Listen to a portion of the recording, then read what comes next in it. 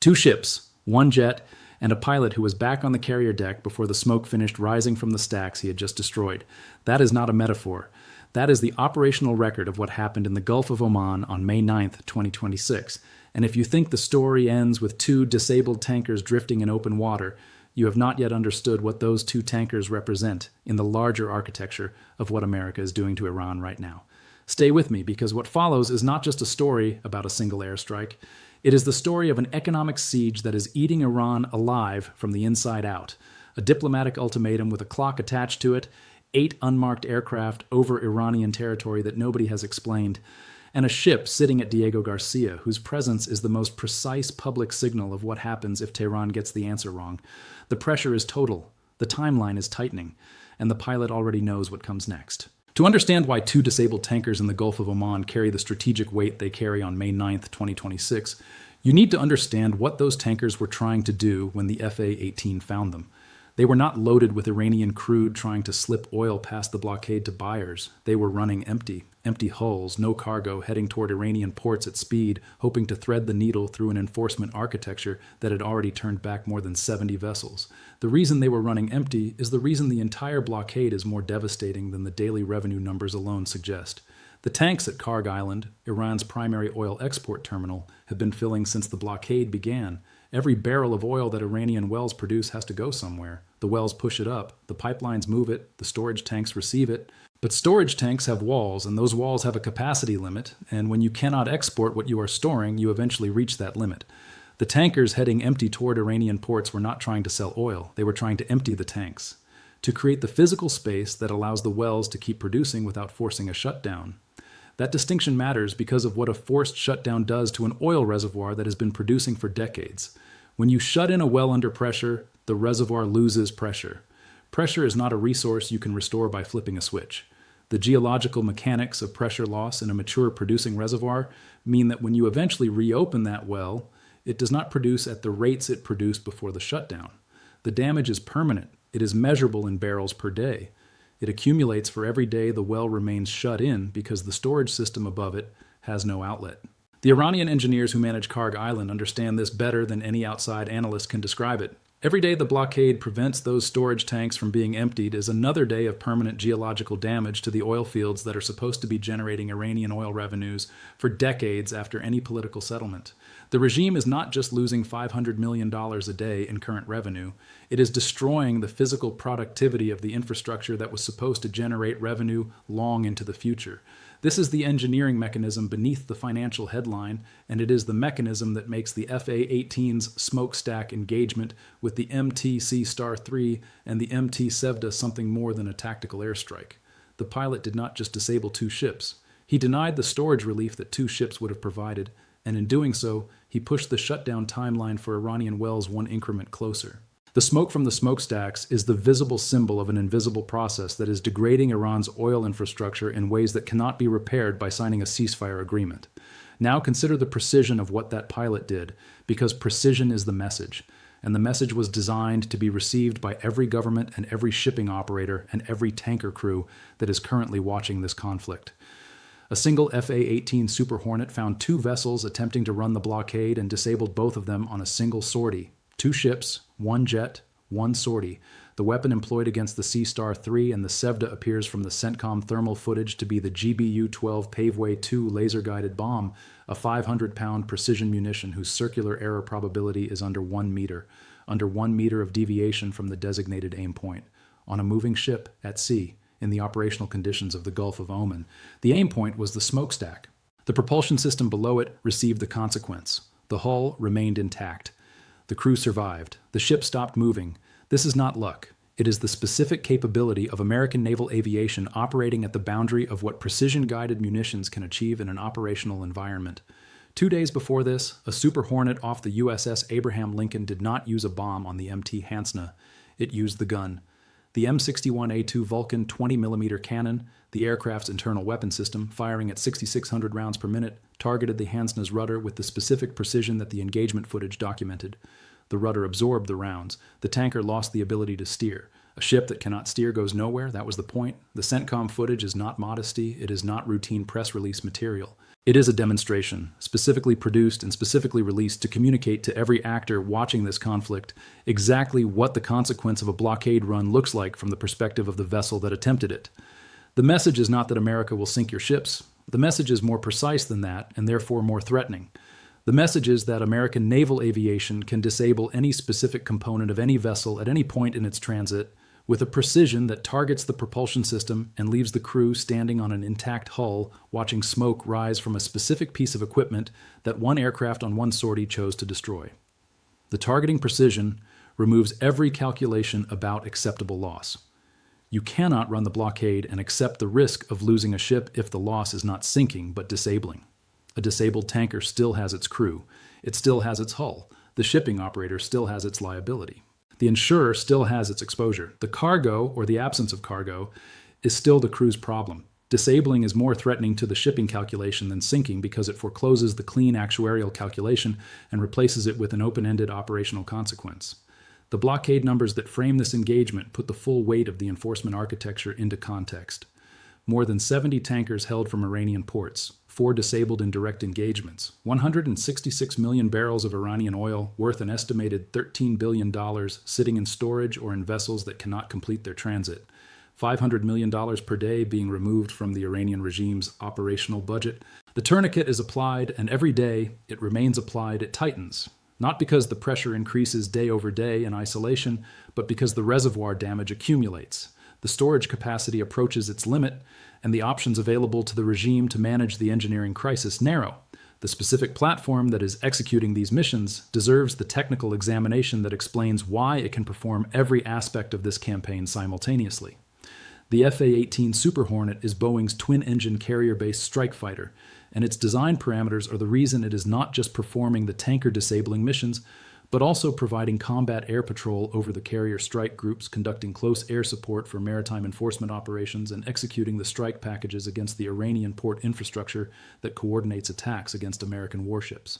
2. General Electric F-414 turbofan engines produce approximately 22,000 pounds of thrust, each in maximum afterburner, pushing the aircraft to Mach 1.8 with a combat radius of roughly 500 nautical miles unrefueled.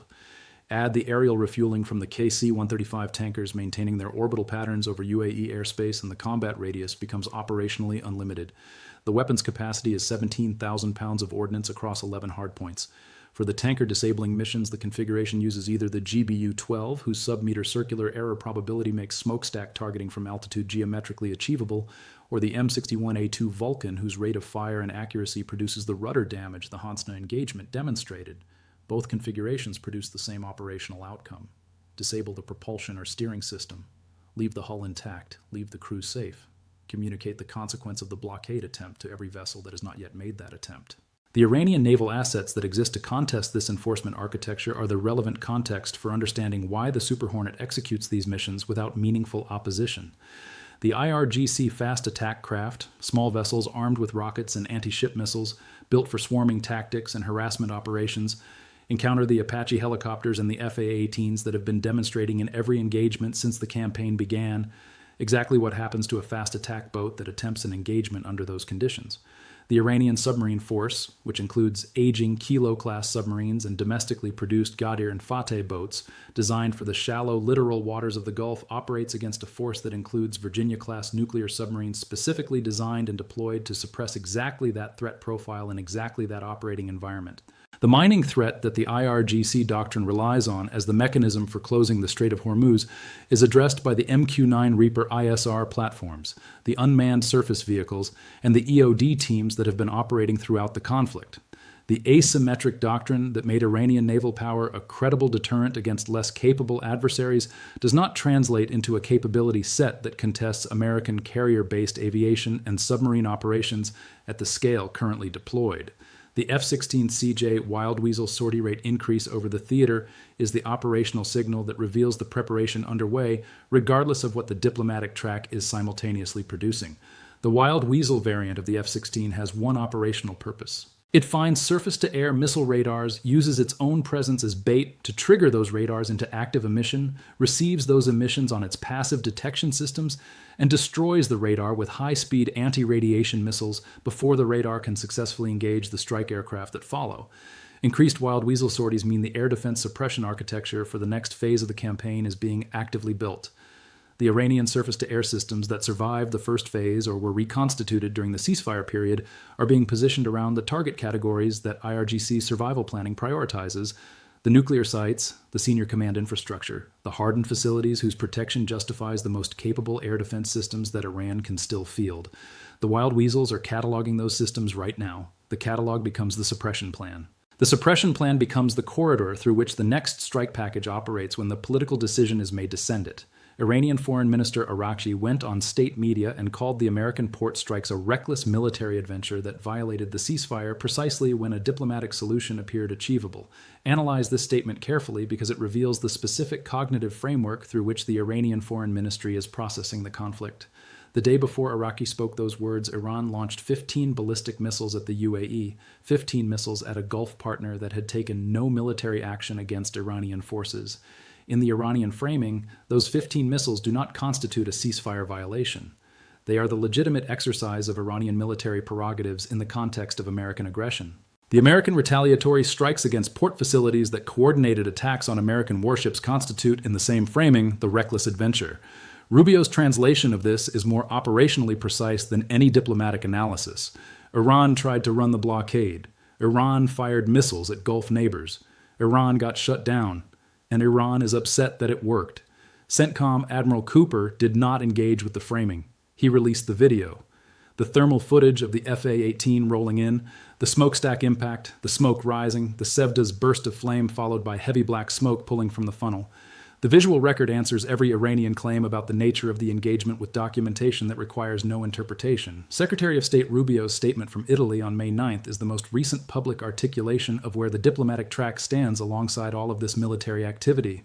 He told reporters that the United States expected Iran's formal response to the latest ceasefire proposal by end of day. The proposal calls for a 30-day mutual lifting of blockades. The American side lifts the port blockade. The Iranian side lifts its Strait of Hormuz restrictions. A bridge measure creating a 30-day window for a permanent ceasefire agreement to be negotiated with the nuclear provisions in the mandatory form that the American side has defined as the minimum acceptable outcome. Rubio's characterization was measured in the way diplomatic language is measured when the speaker knows the adversary is listening. He expressed hope, not confidence, not expectation, hope. The same conditional framing that Trump used when he described the assumption of Iranian compliance as perhaps a big assumption. Both men are publicly acknowledging the same uncertainty about Iranian institutional decision-making that 69 days of conflict have generated substantial evidence for. The 8 unmarked white aircraft spotted over Zanjan on May 8th are the visible indicator of the variable that neither the military track nor the framework negotiations have fully resolved.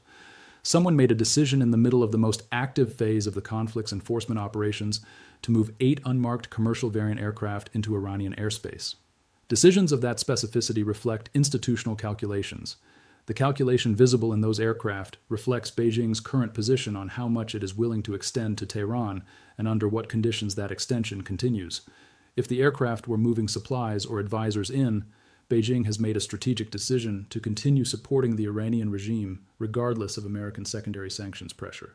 If the aircraft were moving something else, the calculation runs differently. The mystery of their cargo remains unresolved in the public record. What is not a mystery is that their presence tells you more about the Chinese variable than any official statement from Beijing will in the immediate term. Rubio expected Iran's formal response by end of day on May 9th. What arrived through the Qatari Backchannel tells you what those aircraft were carrying more accurately than any satellite imaging can. The ship at Diego Garcia is the other variable that the Iranian decision-makers are calculating. The MV Ocean Trader's positioning at that specific facility is the public signal of the direct action option that exists beneath the surface of the blockade enforcement architecture. Diego Garcia is not a logistics waypoint. It is the forward staging base that the operational planning for the direct action phase would use. The Ocean Trader at Diego Garcia is the alternative to the 30-day bridge mechanism, sitting in open water, making no secret of its location, communicating through its presence alone what the other method looks like if the Iranian response to the proposal on the desk gets the answer wrong. The 30-day proposal creates a specific binary for a regime that is losing $500 million a day, watching its oil reservoirs accumulate permanent geological damage, absorbing retaliatory strikes against port infrastructure, and formulating its response in bunkers whose locations are changed daily because the intelligence network has demonstrated it can place coordinates anywhere in Iranian territory. Accept the 30-day bridge mechanism and create the space for the permanent ceasefire negotiations that the nuclear provisions require. Or refuse it and continue absorbing the blockade at the CIA-assessed rate that produces severe hardship to the general population within 3 to 4 months, with the specific addition that the ocean trader's position makes the direct action option available throughout. The status quo is the Super Hornet. The alternative to the Super Hornet is the ocean trader.